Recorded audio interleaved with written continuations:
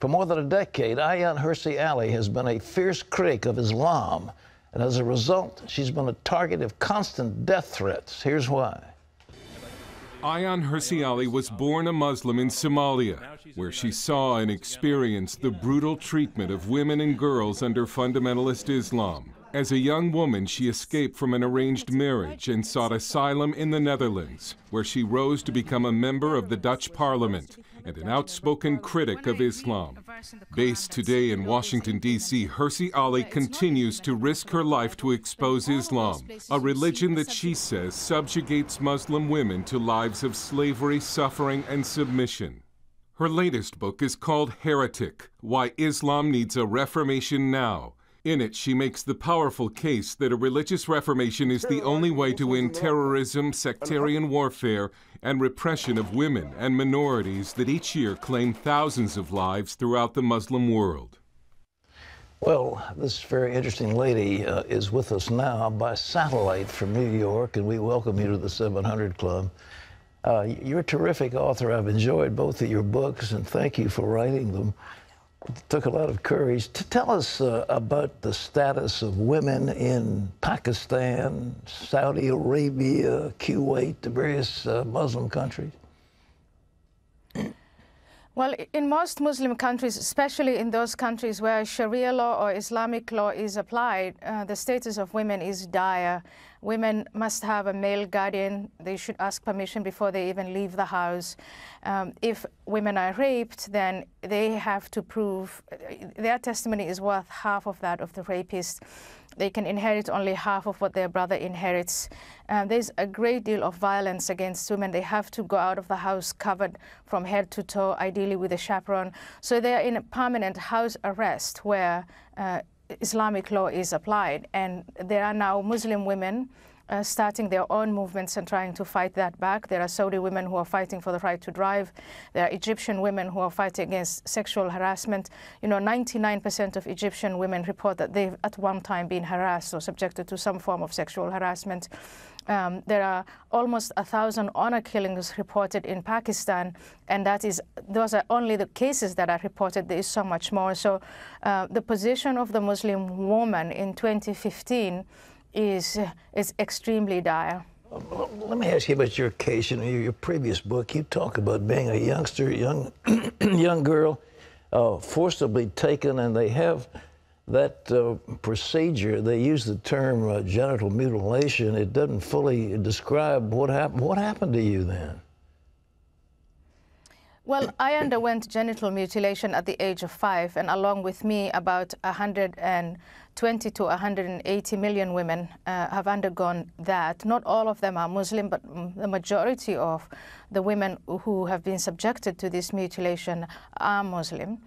And I think as you open your newspaper or turn on the television, not a day goes by without people who are Muslim using their faith, using the guidance of the Prophet Muhammad and what they read in the Quran to engage in violence and in oppression and to justify that in the name of religion. And so with this new book, I'm making the point that really the only way out of this vicious cycle of brutality and violence and intolerance is a radical reformation of the faith. Right. Now, you say, you know, so many people, they say Islam is a religion of peace, you know, and then they say that the ISIS and others, there's just an aberrant group of Islamists. And in your book, you talk about jihadis, and you talk about the culture of death, and you talk about the fact that it comes directly from the Quran, the Hadith, and other writings having to do with Muhammad himself. Could you explain what you're talking about? Well, I want to start by saying Islam can become a religion of peace once it's reformed, but Islam today, unreformed in its pure form, it's not a religion of peace. I describe in the book 3 sets of Muslims. One set of Muslims who are oriented toward Medina when the Prophet emigrated from Mecca, and he engaged in war. And he, you know, doled out war booty. He beheaded people himself. And so in Medina, there was a period that looked pretty much like what we are seeing now the Islamic State do in Iraq and Syria. But before that, early on in the first 10 years, he was preaching peace and love and, you know, charity, and that was more spiritual, maybe what we would describe as a religion today. And I think that the majority of Muslims are Mecca-oriented, but there is a minority, a disturbing minority, an increasing minority that is using the example of the Prophet Muhammad to carry out undescribable atrocities against women, against Christians, against Yazidis, other religious minorities, against gay people, you know, and it's never ending. Anti-Semitism is back in Europe in a way we haven't seen since 1945, and that is because of the presence of radical Islam there. And the question today is, how do we deal with this? And I think that for 1.6 billion people in the world, the way out of this is a review of their religion and a radical reformation, and that's what I propose in this book. Well, you know, Muhammad was a fairly illiterate man who married an older woman, and he was her representative around Arabia collecting some of the money due her. He married a girl when she's 9 years old. He had many other wives. He was a warrior. But yet, offense against the Prophet means that you can get killed in the Muslim world. What is the view of Muhammad? It's almost they put him above God himself. Well, and that is exactly the points that I'm making in the book, that if you look at the life of Muhammad and you try to emulate him and do exactly the same things he did back in the 7th century, then you're going to get what we see now, and it's called the Islamic State. And it's not only the Islamic State.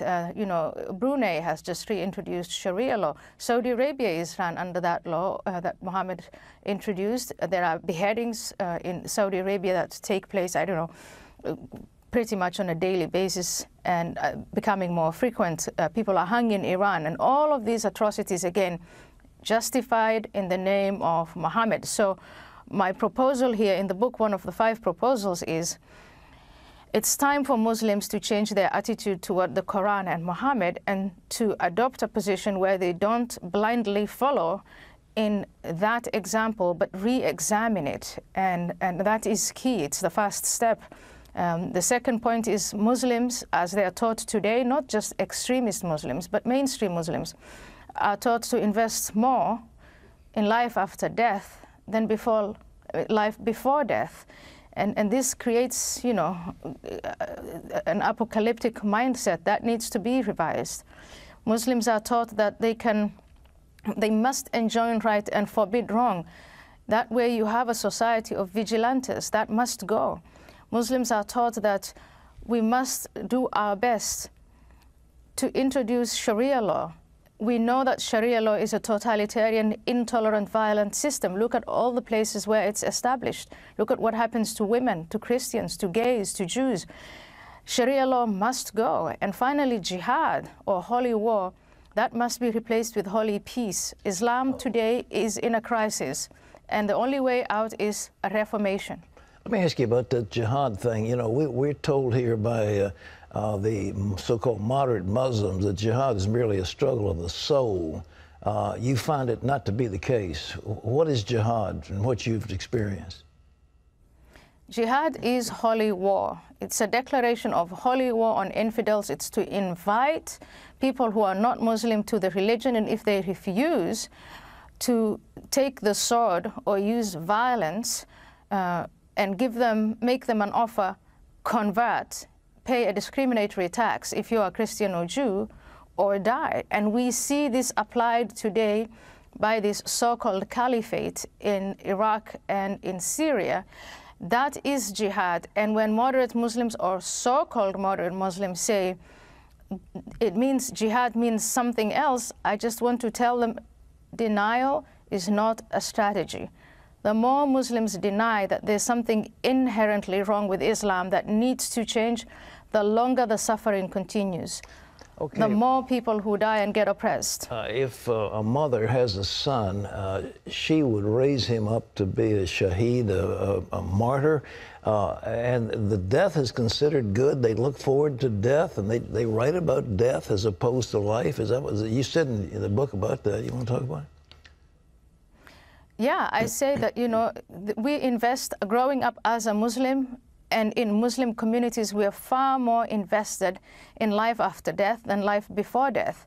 You know, young people are taught, especially young boys and young men, the Quran, the Hadith, and the Imams describe in detail all these wonderful rewards that they're going to get.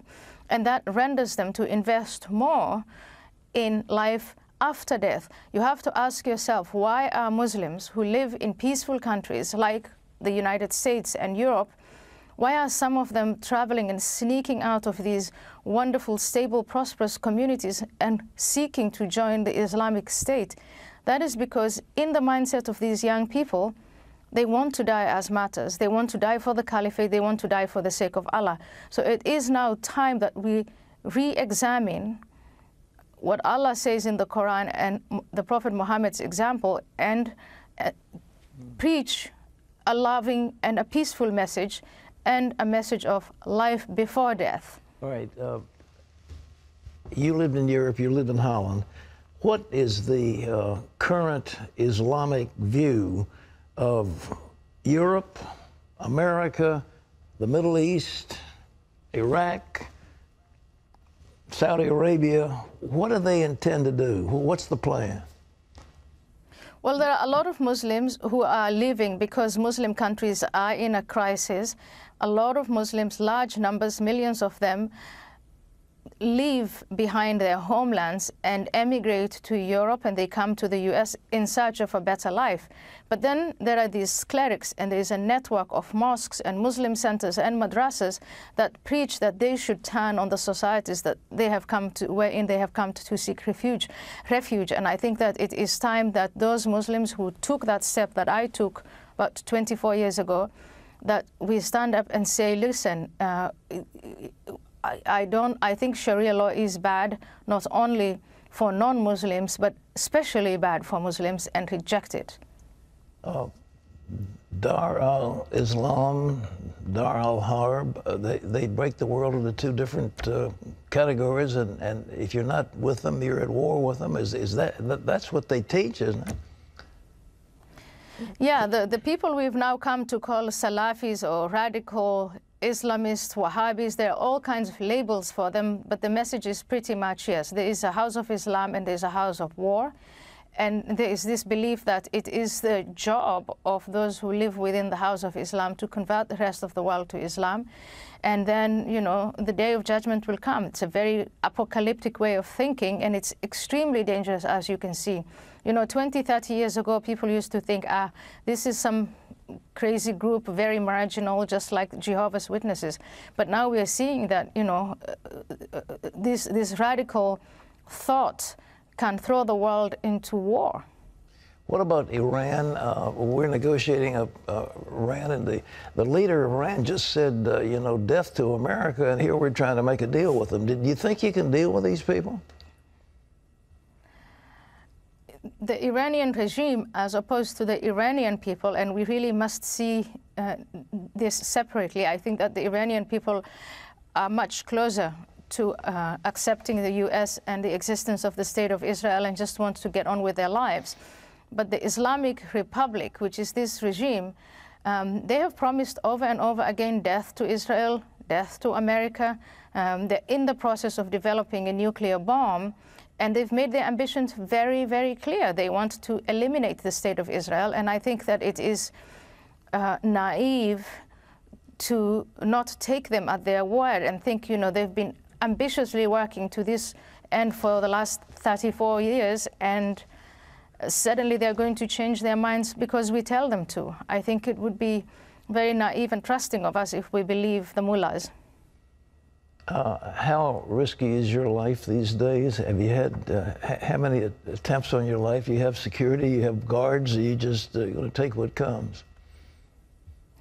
I have very strict instructions not to talk about my security. But it is very clear that if you want to speak out against, you know, this the violence that's justified in the name of Islam, that the only argument some of these, not all Muslims, but some Muslims want to use is the use of force. And I think we should not give in to terror. We should not give in to threats of force.